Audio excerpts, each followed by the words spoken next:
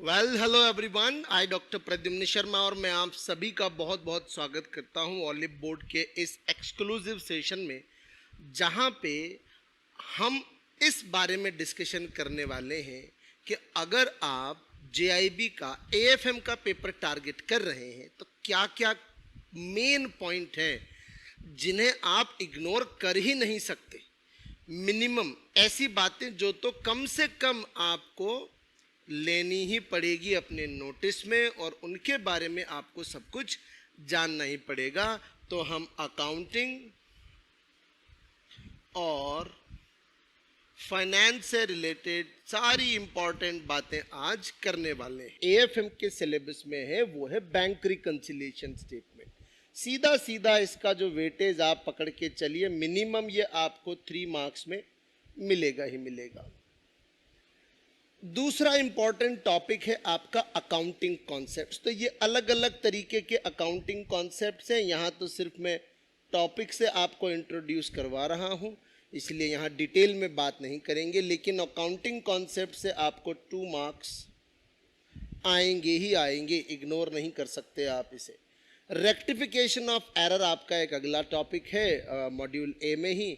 तो rectification of error भी minimum 2 marks का है, और यहाँ से खास बात क्या है कि आपको केस स्टडी आने के चांसेस हैं। वहीं बीआरएस बैंक रिकंसिलिएशन स्टेटमेंट में भी आपको केस स्टडी आने के पूरे पूरे चांसेस हैं। अगला मॉड्यूल ए का इंपॉर्टेंट टॉपिक है वो है ऑडिट। सो ऑडिट का भी वेटेज आप मिनिमम 3 मार्क्स का मान के चलिए। ये वो है जो अनअवॉइडेबल टॉपिक्स हैं, ये तो मिनिमम आपको एग्जाम में मिलेंगे ही मिलेंगे। 3 मार्क्स में आपको ऑडिट के बारे में जरूर क्वेश्चंस पूछे जाएंगे। डेप्रिसिएशन एक ऐसा टॉपिक है जो कि पिछली बार भी आया था, और पिछली बार भी इसका जो वेटेज था वो 3 मार्क्स में था, तो हम यहाँ भी इसको 3 मार्क्स में मान के चलते हैं। तो डेप्रिसिएशन की मेथड्स, उनका कैलकुलेशन और डेप्रिसिएशन की अकाउंटिंग आपको पता होना जरूरी है। फिर बात करते हैं बैलेंस शीट इक्वेशन की। सो बैलेंस शीट इक्वेशन भी आपको 3 मार्क्स के आसपास एग्जाम में देखने को मिलने के पूरे पूरे चांसेस हैं। बहुत आसान टॉपिक है, लेकिन कुछ बातें इसके अंदर बड़ी ट्रिकी हो जाती हैं। इसीलिए मैं कहता हूं कि बहुत मिनिमम एफर्ट के लिए आप मुझे इस पीडीवाई कोड के साथ बैच में मिलिए।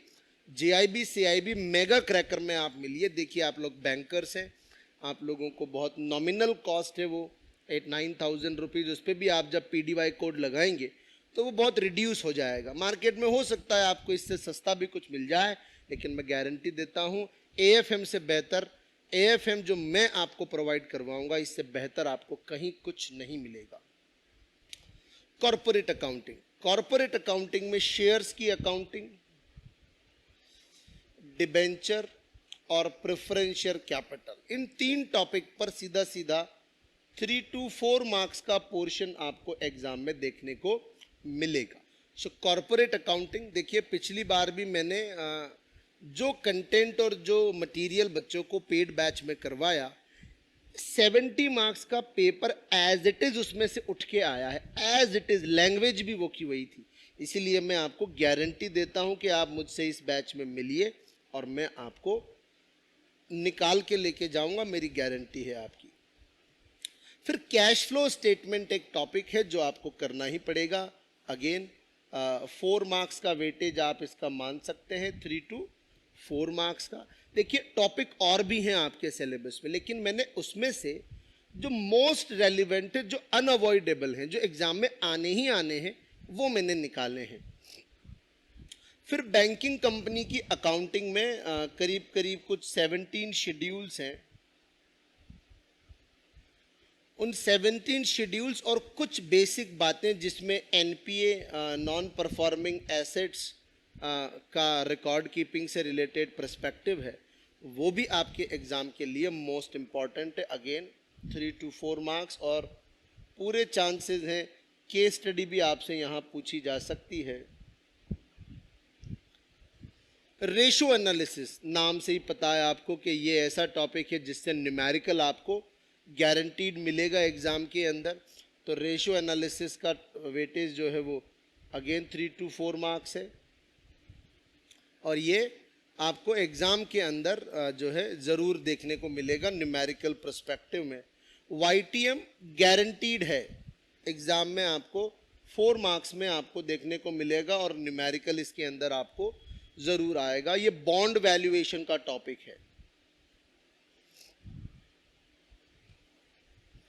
Bond valuation forex trading. So forex trading एक ऐसा टॉपिक है जो कि 2 to 3 मार्क्स में, लेकिन ये बहुत अनएक्सपेक्टेड टॉपिक है। इसमें से कभी आपको 5 मार्क्स का पोर्शन भी मिल सकता है। यहाँ पे टेक्निकलिटी है, न्यूमेरिकल का स्कोप पूरा है, केस स्टडी का स्कोप पूरा है, इसीलिए मिलिए मुझे यहाँ पर PDY कोड के साथ, और हम लोग क्रैक करते हैं। फिर कॉस्ट ऑफ कैपिटल एक टॉपिक है, न्यूमेरिकल आएगा, गारंटीड है, 4 मार्क्स का वेटेज इसका लेके चलिए आप। कॉस्ट ऑफ कैपिटल में से कॉस्ट ऑफ इक्विटी और कॉस्ट ऑफ डेट पर ज़रूर आपको एक एक अलग अलग क्वेश्चन देखने को मिलेंगे। एक मेथड होता है CAPM, इस पर कंफर्म आपको न्यूमेरिकल देखने को मिलेगा। फिर बात करते हैं कैपिटल बजटिंग की, again the most technical topic. Numerical आएगा, केस स्टडी आएगी, 5 नंबर का वेटेज आप इसका मान के चलिए, 5 मार्क्स तो आना ही आना है इसको, ठीक है। तो इसमें मेहनत भी उसी कंपैरिजन में थोड़ी सी ज़्यादा लगती है। चलिए, फिर आता है operating cycle.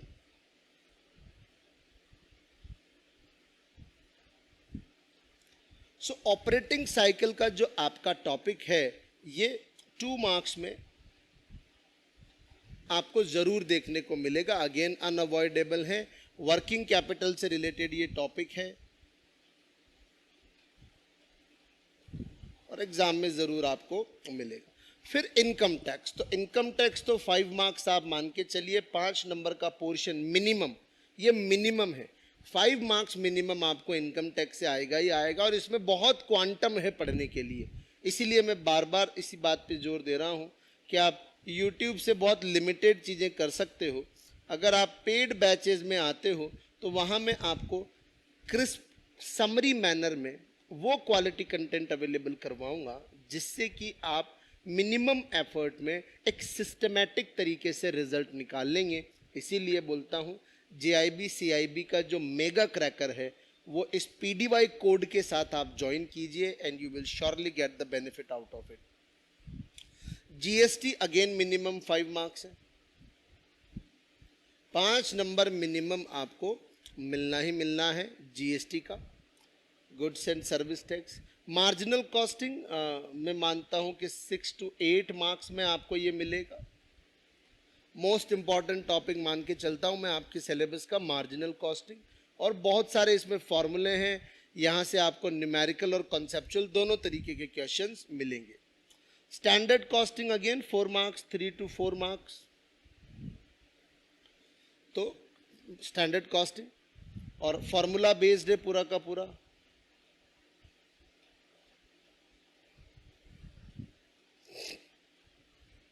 Zero based budgeting minimum 2 question इस अकेले एक पॉइंट एक टॉपिक से आपको आएंगे 2 to 4 मार्क्स में, जीरो बेस्ड बजटिंग से रिलेटेड।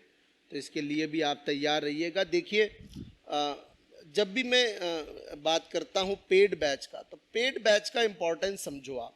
पेड बैच में क्या है, ये सभी टॉपिक कंटेंट, पहले कंटेंट पर एफर्ट करवाया जाएगा, फिर टॉपिक वाइज MCQ पर एफर्ट करवाया जाएगा। AFM के लिए आपको 45 to 50 मिनट्स कंटेंट को देने हैं, और करीब 15 से 20 मिनट आपको जो है वो MCQ को देने हैं।